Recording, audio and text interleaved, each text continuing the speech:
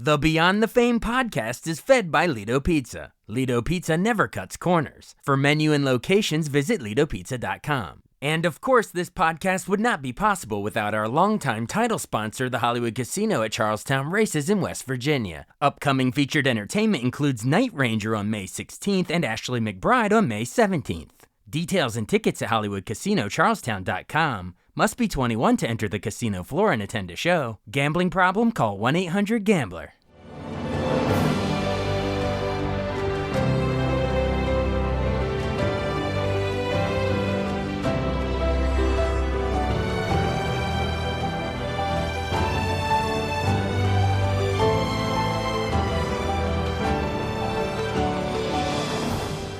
Welcome to the newest episode of Beyond the Fame with Jason Fraley. I'm your host, Jason Fraley, picking the brains of the top filmmakers, musicians, and artists of our time. Comedian Frank Caliendo cracks up the DC Improv in Washington, D.C. on May 20th and 21st. He joined me to discuss his career in comedy from Mad TV to Fox NFL Sunday, as well as his favorite impersonations with presidents like Donald Trump, Joe Biden, Barack Obama, George W. Bush, and Bill Clinton, as well as sports figures like John Madden, John Gruden, and Charles Barkley, and fellow entertainers like Morgan Freeman and Robert Downey Jr. Hey, Frank Caliendo. Hey, thanks so much for joining the show again today. Yeah, it's like we almost did this like 30 seconds ago with me having earbuds in that were falling out because my face contorts so much. It's almost like we started all over again, but yes, we're starting again. We're starting again. See, Trump just happens. We're starting again. It's going to be very, very good. We're going to do a lot of things. We're putting a tariff on earbuds. That's what we're going to do, and it's all going to be better. Well, they keep falling out. You got to put a tariff on. They keep falling out. Yeah, I try to do like different things with the earbuds, but my face moves around so much, and I don't know. I think my ears are actually getting bigger. I know your ears grow forever, but apparently the ear hole is getting larger and larger, and the AirPods are not staying in. So. And you just did Trump. His ears grow back amazingly. Well, and a lot of people say my nose grows, but it's not the nose that grows. It's the ears that grow, and it's not political. It's not political. Biden before people get mad at me on one side or another. Folks, come on. Folks, when I was a young man growing up in Scranton, Pennsylvania, 34, over here, cameras over here. Okay, forgot. That's a good Biden. Dana Carvey came on. He had a damn good Biden, too, but yours is right there.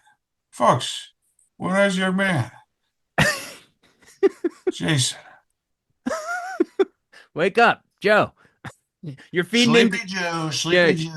Feeding into the Sleepy Joe line. No, well, thanks. That's the perfect introduction because we should tell everyone you're coming to the DC Improv in Washington, D.C., May 20th and 21st. And we talked to you the previous time you played there in 2018, and so much has changed since 2018. Gosh, we've had COVID. Biden got elected. January 6th, Trump got reelected. How would Donald describe all of the what has transpired since then? It's been insane. Well, I think it's a natural progression. It's the way things were supposed to be.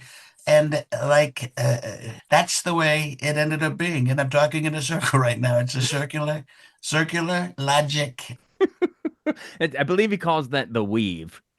The weave, yes. The weave. When he started talking about the weave, when Trump started talking about it, I was cracking up because that's basically what my impression has always been. Yeah. I stay away from the actual politics of it, although I have put tariffs on jokes in my act at times just because it's so prevalent. And they get passed to the consumer. The ability of Donald Trump to get out of stuff. Every politician wishes they had that Teflon element like he does. Yeah. But his great is like you look at the stock market go down 3,000 points and like, you know what, it went down and it went down very sharply. But here's the thing. If you take the graph and you turn it upside down, it's doing very, very well. Look at how well it's doing. Is there a tariff on Teflon, though? Because that could cause tariff on Teflon. We always love alliteration. Alliteration is the best. So a tremendous tariff on Teflon. It's triple T. Like there's Triple H who is in the WWF, the WWE. They changed that because the WWF is World Wildlife Federation, but the Federation, doesn't matter. We're going to change it to the WWE of America, and it's going to be great. Yeah, Hulk Hogan's out doing. That's funny you mentioned Triple H. I didn't know you were a wrestling guy. I feel like I should do the whole drink the bottle and spit it in the air. That was Triple Let me tell you something, brother. I grew up watching wrestling. I used to like wrestling more when I was a little kid than I liked Saturday Night Live, believe it or not. I couldn't wait for Saturday night's main event to Yeah, be on as opposed to yeah. Saturday Night Live as a And young kid. that's why Uh, that's ironic because your career trajectory would go more on yeah, the side of yeah. Well, SNL maybe I type was route. supposed to be a Yeah, wrestler. yeah, yeah.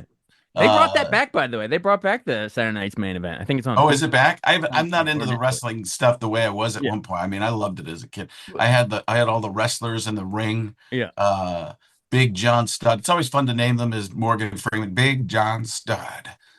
Coco, wait, Coco, no, Coco Beware wasn't one of them. Who else Yeah, was that was in there? one. That was, yeah, Rowdy Roddy Piper, yeah.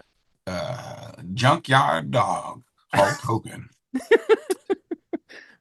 We should get Morgan calling wrestling matches. Jesse the Body Ventura, Jesse the body and the mind. Yeah. And that's our perfect way to segue it back to politics in DC. That's how we'll bring it back, I guess, after Well, our is politics wrestling in deep. DC that much different than professional wrestling? No, nowadays no, he's in the hall. Trump is in the WWE Hall of Fame. I mean, Yeah. we became the reality show, the Kardashianization, the Vince McMahonation of life is now what we're living in our country. So Yeah. I mean, I don't know. It's all that way. I've been pretty crazy. yeah, absolutely. But it gives you plenty to talk about and plenty to joke about when you're in Yeah. DC. I mean, that's why we're talking. You come literally, Mr. Caliendo comes to Washington. There's no shortages of characters to do. You did Trump, you did Biden. Did you ever do a Kamala or I know you've done Barack and Bush and Clinton, but yeah, what? No, I mean with Kamala, I did a little bit of the laugh Yeah, and the circular talking that she does. And I didn't really work on it that hard. I always wait to see if somebody's going to be elected president. So I don't have a Mitt Romney either. It's that right. type of thing. Are they going to be uh, around long enough to do the voice? Yeah, yeah, it's more, is anybody going to care after a certain amount of time? So, right. and then when somebody isn't president, it does seem a lot more political than somebody who is the president. Because I think the president, no matter who the president is, they're open, it's open season as far as comedy because no matter what side you're on, and there are many more than two, I believe, but Sure. you need to be able to make fun of these people, just because that's what this is all about. Yeah, the office of president, once you achieve that, it's fair game. You can roast them as, yeah, I mean, Yeah, yeah. I think it becomes less political and more just about whoever's in power. right. And it's about that because I'm really a middle of the road person. So Sure. I watch a lot of the stuff and I go,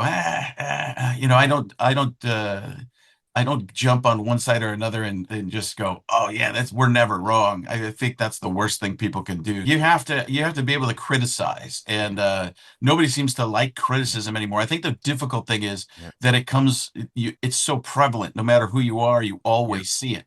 If I were Yeah. a president, I would stay off of Twitter. I would stay off of Yeah. all that stuff. Now, the worry is you're going to only be in your own box and Yeah. never get any outside information. Yeah. That's a problem too. So I don't know what the happy medium is, But Yeah. I do. I'm just going to make decrees. I'm going to make a decree and I'm going to hereby state.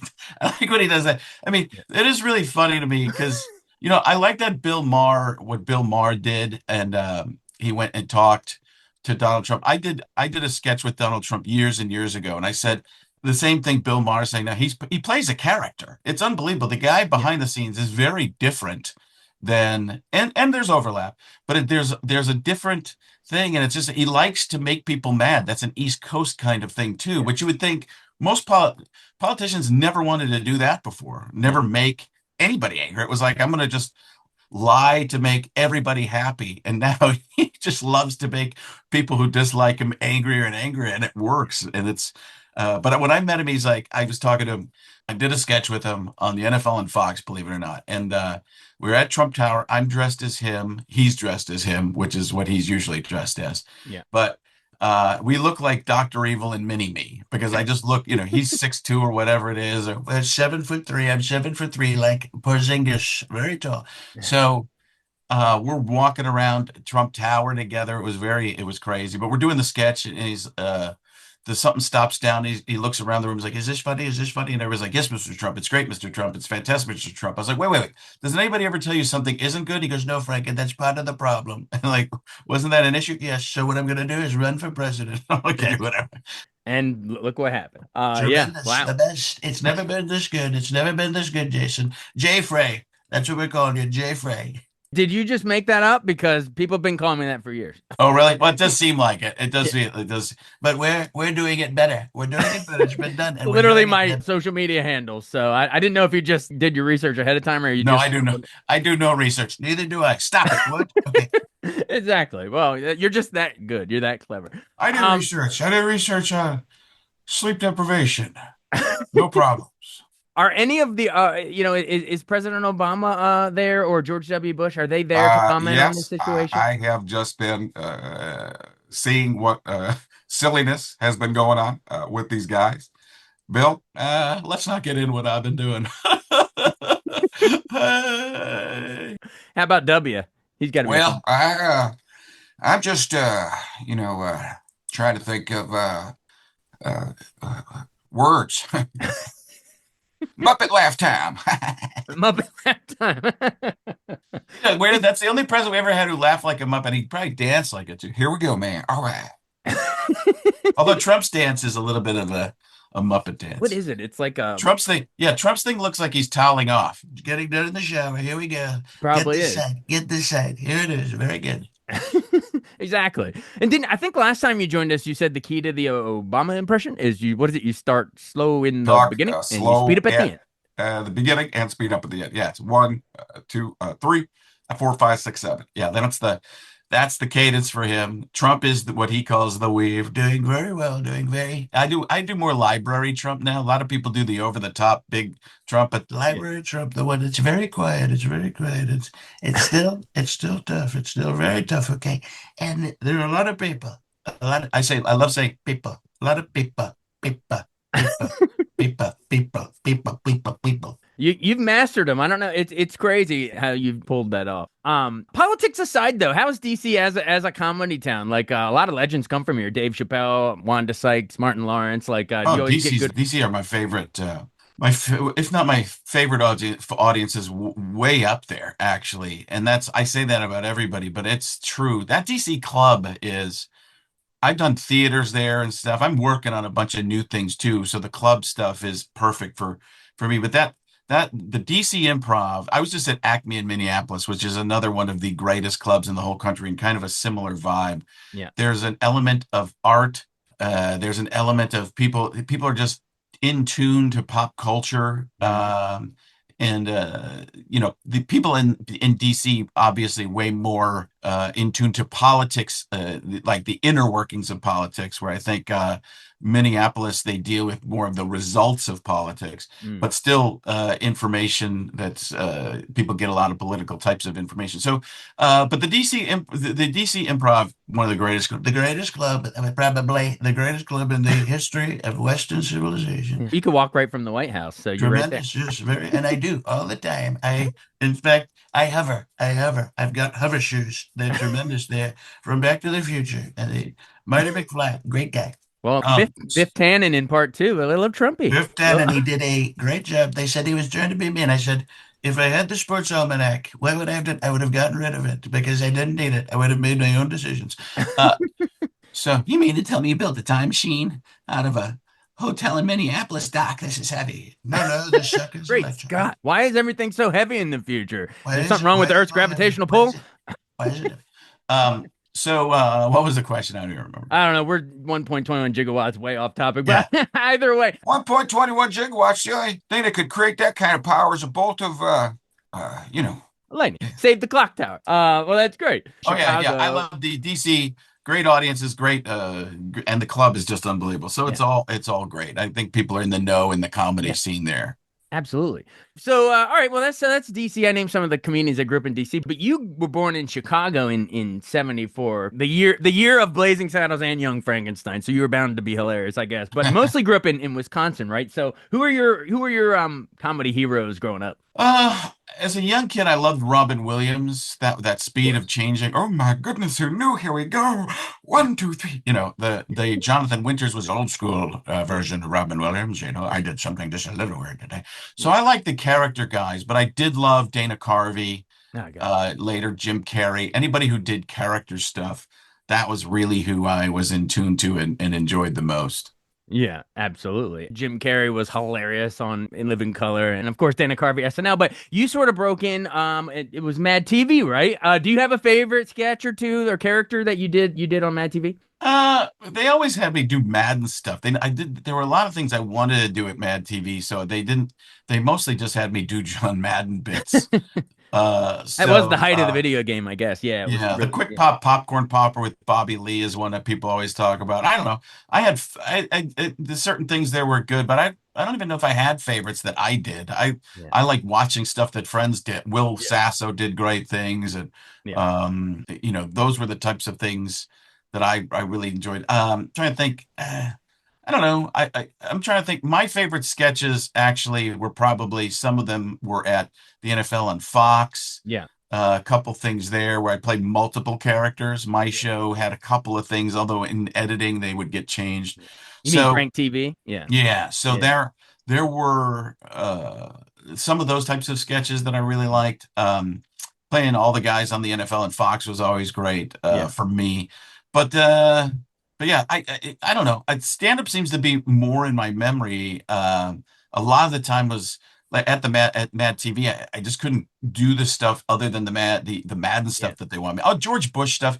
I'll tell you, that was one big thing that they didn't want me to do George W. Bush. They want somebody else to do it, and they let me do a debate with Michael McDonald, who was doing John Kerry, and I killed in it with. I was just talking. I was working the crowd and stuff as Bush, yeah. and it became a huge thing. And they're like, "All right, you're doing Bush on the show," You and got the gig. it was. Yeah, Yeah, that was probably my favorite yeah, moment because it allowed me to yeah. do some other stuff on there. Yeah. Well, John Madden sadly obviously has passed now, but if we could resurrect him for a second, how would he describe you doing him back then? Like in hindsight, would he be proud of it?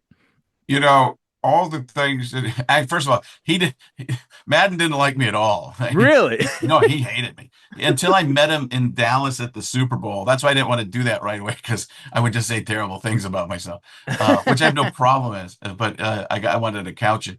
So after like 10 years doing I met him in Dallas, Yeah. Super Bowl, Four Seasons Hotel. Not important to the story. Just want you to know the type of place I stay when somebody Thank else you. is paying for it. Thank you. And I made his grandkids laugh. When I made his grandkids laugh, it was like a light bulb went on over his head. I get it now. This Yeah. guy makes children laugh. So, but Madden didn't like me. There was Jimmy Kimmel used to bring me on and do Madden. The first one we did was Madden for President. It was an election year. He Yeah. brought me on, and then after the sketch, he took a pair of hedge clippers to the Madden eyebrows, and John Madden hated that. And He had a but Turk legend Duncan has it growing that up there. yeah, they were just kind of crazy. They were their own characters. Hey guys, what's going on here? Aces of points. Yeah. So he but legend has it that after Jimmy did that with the hedge clippers, the next week, for the first time in 25 years, John Madden had his eyebrows trimmed. So Wow. we You had a take the razor and profound you go boom. yeah. Yeah. Yeah. Hey, I- that guy looks like he got hit by a freight train. Boom. You got the X's and the O's on. Anyway, you've nailed the impression, and you keep him alive even though he's Well, they're passed. doing a Oh, movie about John Madden now, and they asked me to audition for the part of Howard Cosell, of course, which I what? said no. But Nicolas Cage is playing John Madden. Did you know that? Really? I did not know that. Yeah. Really? Wow. Yeah. When it's hey folks, John Madden here. We'll see. Boom. Gone in 60 seconds. We'll see how Yeah. that works out. Interesting. I wouldn't have known that. But I mean, talk about a name that brand has taken on it. There's kids that know the name Madden and think it's the game, don't even remember. You know what I mean? Yeah, That his legacy lives on. yeah, he doesn't even really have anything to do with the game anymore. It's just the name Madden. You don't even really see him, having anything to do with it. It's just the name now. Yeah, it's an amazing legacy. Well, I mean, that's a pretty good segue then. So I guess you were at Mad TV 2001 to '06, I guess, and then Fox NFL Sunday. You mentioned Jimmy Kimmel, so you replaced Kimmel. I guess you were there, gosh, 2003 to 2012. And you were hilarious. I mean, what is something that we might not know? I mean, because we saw your interaction with Terry Bradshaw, Howie Long, I guess Jimmy Johnson, Here's and something you don't know. Terry Bradshaw is actually one of the smartest people I've ever met. genius. No, it's a lie. That's a lie. I'm lying to you. He's more kind of a regular guy. He's not as dumb as he projects, Yeah. but there are times where he is. But yeah, he is he's playing a part of himself and he plays that part of the character up a lot. So I wouldn't call him I think nobody's ever called Terry one of the smartest people ever. Well, he's Businessman got four wise, rings. yeah, So business wise though, actually quite intelligent. yeah. Yeah. but a great businessman to play that part of the character up so much. Yeah, Yeah. definitely works. But How about Howie? How about he's Howie? Howie. Howie's great. Howie's funnier than people think. Yeah. I thought he didn't have great timing, but he had funny ideas. We'd actually do a sketch every once in a while that he had an idea for. He's like, one of his movies like Broken Arrow or something like that, he'd have a joke about that. And we like, well, yeah, I'm using that. That's good. Yeah. So that was more, I think that was probably more of a surprise that Howie had a sense of humor than he acted like he did because that's his character on the show is just to play it straight ahead. Right, right. Well, when you're rushing he was a D lineman, right? So he was just rushing straight ahead then too. So how about JB or Kurt Menefee? I guess you were there for a little of both, right? Yeah, Kurt was more straight ahead. JB loved me. JB actually came to one of the shows in DC because he lives in DC, James Brown. So Okay. that was always fun.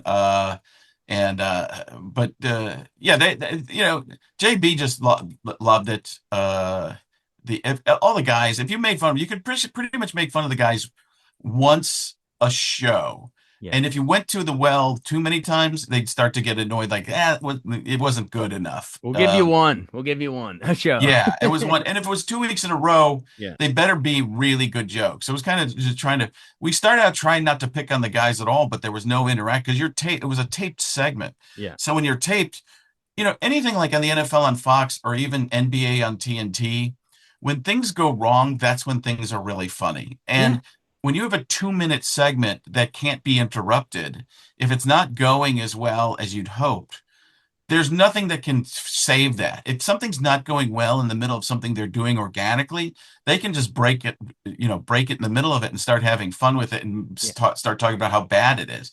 Yeah. You couldn't do that on those comedy segments I was doing. So that was always the most difficult thing. Yeah. Well, I mean, I'm sure it was a challenge, like you're saying, but I mean, it was a really long gig for you, and honestly, in terms of like your pop culture impact, that's probably what most people out there remember you from. I mean, I think that's so. when we Yeah, all I think became aware of you. I Talent. always think people know me more from NFL and Fox. Quite a few people know me from Mad TV. Yeah. Nobody knows me from my show, like 7 people. But And those were your co-stars. No. yeah, yeah, right. They were on the show. No, it was still funny, but yeah, I actually interviewed your Fox NFL Sunday successor, Rob Riggle, who did it a good number of years after that, and he said, "quote Frank is a savant when it comes to impersonation. There's nobody better."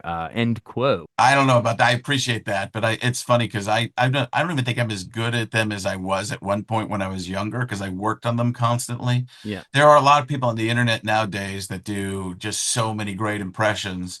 And the cool and terrible thing is a lot of them watched me to learn some of them. But I guess I watched Dana Carvey, although I never did like his not gonna do it. yeah, I always knew not to do the person's version of the impression because I always thought that was stealing. That's gone now, where yeah. people will just if you find something, somebody else will just start doing an impression of your impression. So there's no ownership of the impression anymore because nobody knows where they started. That's the Right. amazing thing. It used to be if you did it on TV, you kind of owned it. You were Sure. the person, and now it's not The even Wild close to that West 'cause with people. social media and internet. Yeah, Yeah, it's all over the place. everybody's stealing from everybody at this point. Well, you mentioned NBA on TNT. Charles Barkley was always a great one that we all loved. Yeah, well, he's one of my favorites because he's the most authentic guy in the world and incredibly nice. He told a story that I had kept to myself for many years that he told me. He told it in the last year or two on the Kelsey Brothers podcast on New Heights. Yeah. That was how John Madden actually wanted to sue me for something, and he called Charles Barkley and said, basically said I was a problem. Charles kind of talked him out of it. And I Really? never talked about it because Charles told me about it. I didn't ever want to ask him if it was okay to talk about it. I just thought it wasn't. But Charles kind of talked him out of disliking me somewhat because Charles like if Charles basically would say when I first met him, I'll go there. When Yeah. I first met Charles, he's like, Frank, you got to keep doing it. I'm like, why is that? Because every time you do it, I end up making more money. People don't Yeah. understand why. I hear it on the radio. Next thing you know, I get a new commercial for Taco Bell or Weight Yeah. Watchers, which came right after Taco Bell. So It it keeps it was out there. Yeah, yeah. yeah, it's out there. And when they, when I was doing impressions of Gruden a ton before, now he's almost doing an impression of me doing an impression of. I'm friends with John, but That's he funny. texted me one time at 3 in the morning, which I think is his lunchtime. And Yeah. he's like, "I tell you what, man, I just did a commercial where they had me doing impersonation of you," and I thought. what does that mean? And I realized I think they had him talking, like he wasn't amping himself up as much, and Yeah. then he wasn't being the full-on Gruden character. He's Do just you being like more Frank regular does John. you? He's Yeah, better so at you than you now. yeah, so I'm starting to do you, man. I do you doing you, man. It's good. You do you, I'll do you, man. It's good. So. I always liked your Ditka too. He's like a gumshoe, right? That's how Yeah, you get. that's just a gum chewing. That's what I'm talking about. Yeah, it's hard because now it's the same as Bruce Arians. That's what I'm talking about, Daddy. Make it happen. Then the gum added, Yeah, stop it. That that's was great. Ditka was a little more staccato, but Yeah, those impressions, yeah, when I was at ESPN for a while, it was amazing because it was like The Simpsons. They have their own set of characters, like Adam yeah, Schefter. According to my sources, at this particular time, it appears all the insiders and yeah. the different types of characters there. When I first went there, they're like, "Do you have any impressions of people here?" I was like, "I don't know if there's anybody to do." And then I started watching it more closely and realized there are more characters here than there are even on something like Cartoon Network. So Oh it's like, God, Chris Berman alone, you could do eh, it. And the secret is, and it's not really a secret, Yeah. but it's somewhat of a secret to the average person. Everybody at ESPN has an impression of Chris Berman. They just never did it because they were scared. Yeah, exactly. Well, you inspired an interesting little, I think it would be a funny bit actually. When you said that John Madden called Charles Barkley because he was thinking of suing you. At first, I thought you were going to say that he was like, we need to do a class action suit. How would the Madden calling Barkley and maybe throw in Gruden or Ditko, whoever other you want, coaches and stuff, how would they do the class action? What would that class action I mean, we discussion? got to get together. I'll tell you what, man, sounds like a good idea. I mean, we can make a couple bucks on this, man. I'm not doing a class action suit about myself. I thought that's what you were gonna say. He was That would be calling Barkley. terrible. That would be a really bad idea. It'd be terrible, and they would lose because you're funny and it's legal. That's Well, great. we'll see about that. We'll see about that. Oh yeah, the presidents they could probably do a class action, but they're above the law now. We So could see what would happen. if the president does it, it's legal. Hey, are there any new ones you've been working on that aren't even ready? Like I know probably like Elon Musk. That must be hard to Yeah, do, or try to figure anybody out else. Elon. I mean, I can mumble through things. Yeah. It's a lot of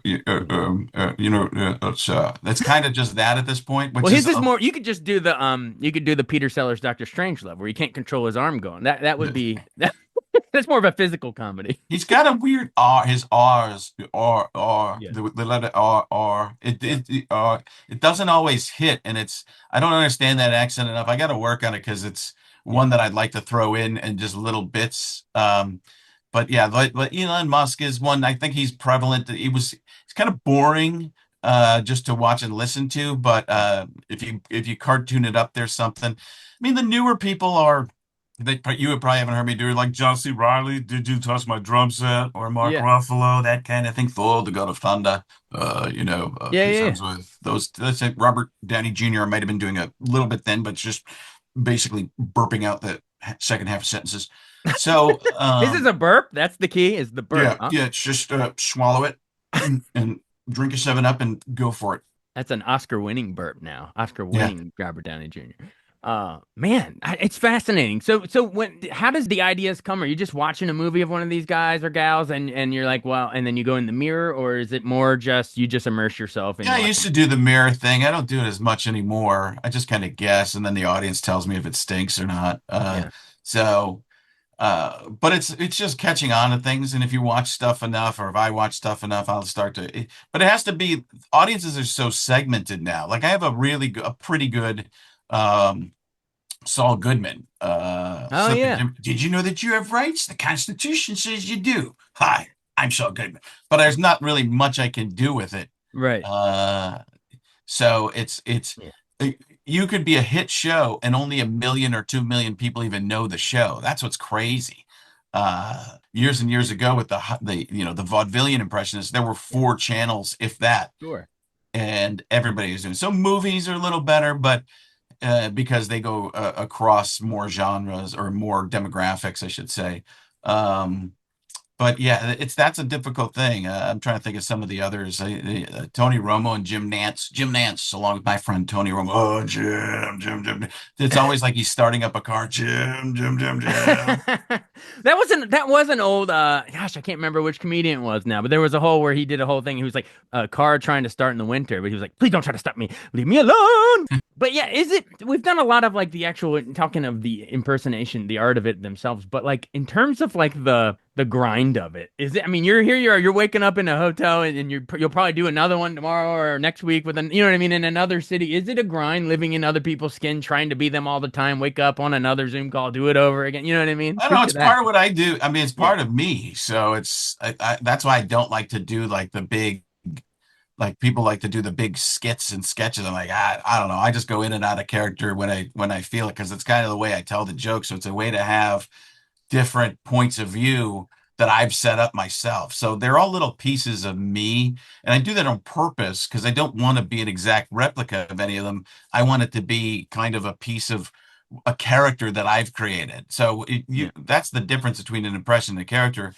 An impression is somebody already has uh, a point of reference for. Characters you have to set up a little bit more, but impressions, to keep them going though, you need to have that point of view or a point of view to be able to do more than just a couple lines. Otherwise, you're just regurgitating lines they've done, like my Saul Goodman. Absolutely. Has anything, now I'm just literally riffing because I had things planned I wanted to ask about characters. Now I'm riffing and I'm seeing you in this hotel room and it's reminding me I interviewed Gilbert Gottfried one time in a hotel and the fire alarm was going off during the interview, but he was like, "Let's play with it. Oh, they're trying to censor me." You know what I mean? So has anything crazy happened to you during the middle of an interview ever? I don't know. There's construction going on right out there, and I hear Yeah. beeping. It's a good thing that you can't really hear it. I mean, I've had I have a room dove service. building a nest right outside this window. I thought it'd be hoo hoo during the whole call. So I've had I've had people come to housekeeping come to the door before. I mean, I live a pretty simple life, so there's not a ton of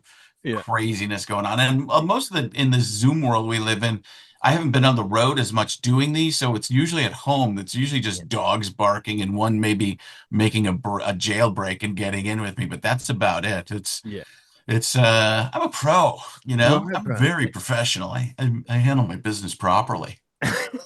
Well, it's all part. It's the name of the game. It's all part of it. Well, what make you make us laugh not only in this interview but for many years. But what makes you laugh? Like, do you have like I've asked some of your childhood heroes, but just in general, even today, like, do you have a comedy movie if you put on or if it's on TV, it makes you laugh every time? Like, I don't watch a lot of comedy. I yeah, watch a lot of, I like serious, you're a drama guy in real life. yeah, I like plot twisty types of stuff. Oh, like what? Like, what's your greatest twist? I mean, Uh, Psycho, Sixth Sense are the famous ones, but yeah, what well, do you? I would rather watch like an Inception or something that you really have to think. Okay. Those are the types of movies Like a Christopher that, Nolan, a Memento, Inception, break your brain trying to. yeah, I like that kind of stuff that you're thinking throughout the movie. That's more my type of, because I feel like I'm at work watching a comedy, to be honest with you, and I know Oh, the setups and how the jokes work, so it's not as much fun to me to watch most comedy, because there's a break in comedy usually where there's a break in reality that causes the problem. So it's like, ah, why didn't you just call right. somebody and ask a question? That would have saved this whole episode.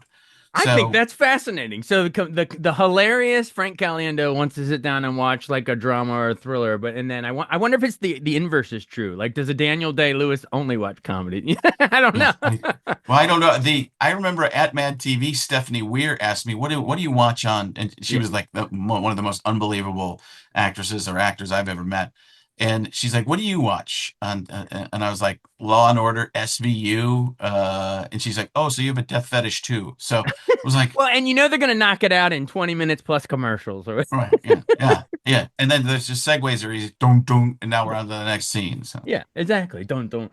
Well, would you ever want to work in it, like act in a drama or a TV Oh show? yeah, yeah. I'd rather do that. I'd honestly Really? rather do that So what because do we got to do? If people are watching or listening to this, cast Frank in a dramatic role. Don't always pigeonhole him as an impersonator. We know he can do that. Put him in a drama. Well, that's the other thing is they always rewrite the script. If I'm in a comedy, they rewrite it for the person to do impressions. That's always, Really? Yeah, oh, it's what always happens. Well, so that's a double-edged sword, though. So on the one hand, I'm sure you're grateful because you're like, it's good to be known for something and to be known as maybe the best to ever do that one thing. You know what I mean? But you also want to be like, hey, I can also do other stuff too. Yeah, it's just what else is out there. I've done this, the things that I've done a billion times, so Yeah. it can be a little bit fun, but you try to get something new out of it each time. But doing something completely different is probably what I aspire to. But it's a lot of work, and you got to really Yeah. retrain people how to see you, which is very Yeah. difficult as well. Is there an impersonation that, I mean, even if it's one of the ones we've done already, that you thought you'd be tired of by now, but it just never gets old because it just lights you up inside every time you do it? W or who is it? No, Who's the I one? don't really care. I mean, Yeah. it doesn't, as long as it's making people laugh. I mean, it's the backlash from people saying, is that all you got? You can't do anything new. That's more annoying than anything else. I don't care Really? myself. Yeah, I like I create these things, the points of view for them and have fun with them, to do them, whatever, whenever. But Yeah. in terms of people like, is that all you do as a John Madden kid? Get something new. I'm like, listen, somebody asked me a question about John Madden. What am I going to do? Say I don't do that? It just doesn't make sense. So, Yeah. uh, No, I'm yeah, I speaking don't, for all of I your don't get fans. We bored with want to them hear it. really. We want to hear it. You're great. Yeah. You're hilarious. Let's wrap it back around to the gig at DC Improv on May 20th and 21st. Let's maybe just do like a rapid fire. You can decide, but have some local presidents invite folks out to the DC Improv in Washington. Well, I think it would be the best show you'll ever see. It'll be tremendous and very good. I thought so too, man. Well, I hope there are some nice waitresses there. Folks, come on. What are we doing? Let me be clear, from the beginning of the show till the end, there will be comedy. Oh, Jeff Goldblum here. Hello, introducing myself so you don't have to think. And Robert Downey Jr. as well. Liam Neeson, I don't know who you are. I don't know what you want. John Madden, apparently I'm coming from heaven. And I'll tell you what, man, I'm coming from the internet bar stool sports, man. It's tremendous right there. Go see Caliendo DC Improv, May 20th, 21st. FrankOnStage.com for tickets or go to DC Improv. Their site. It's pretty good as well. Man, most times you buy a ticket, you see one comedian. We buy a ticket to your show, you're going to see all of those characters we just heard and more. You got to come out, everybody. And you'll be Frank Caliendo, which I think you do him the best. I don't know how you do him so well, but you're perfect at doing It's Frank. practice. It's practice. We're talking about practice. I'm talking about practice, not a game, not a game. Improv, DC, May 20th, 21st. Frank Caliendo. Thanks so much. Appreciate it. Thanks, Jay Frey. Thanks. What is it? Frey Cal? Freyka. Later, Frey Cal. All right, man. Thanks much. Thanks so much for listening to Beyond the Fame with Jason Fraley. Our theme music is Scott Buckley's Clarion. Remember to give us a 5-star rating if you like what you hear. We'll see you next time.